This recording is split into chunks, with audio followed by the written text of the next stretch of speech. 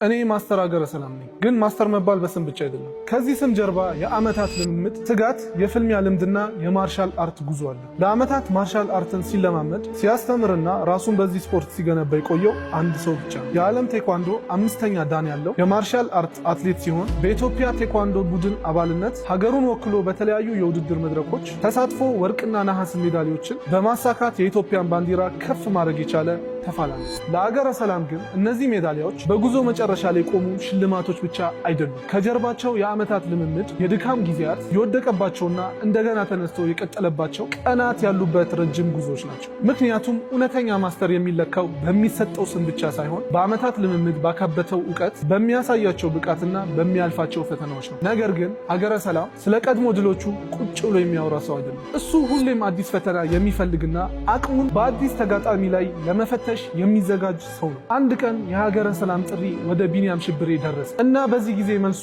ከሌሎች የተለየ ነበር። እሺ እገጥምሃለሁ። ይህ የተለመደ የማህበራዊ ሚዲያ ጥሪ ብቻ ሳይሆን ሁለት ተፋላሚዎችን ወደ አንድ ትልቅ ፊልሚያ መድረክ የሚያመጣ ሆነ። ማስተር ሀገረ ሰላም ጥሪው ሲያቀርብለት ቢኒያም ወደ ኋላ አላለም። ይልቁኑ የቀረበለትን ፈተና ተቀብሎ ወደ ፍልሚያ ለመግባት ዝግጁ ሆነ። እናም ለዚህ ነው ሀገረ ሰላም ቢኒያምን የሚያደንቀው። ምክንያቱም ማንም ለመቀበል ያልደፈረውን ፍልሚያ እሱ ተቀብሎታል።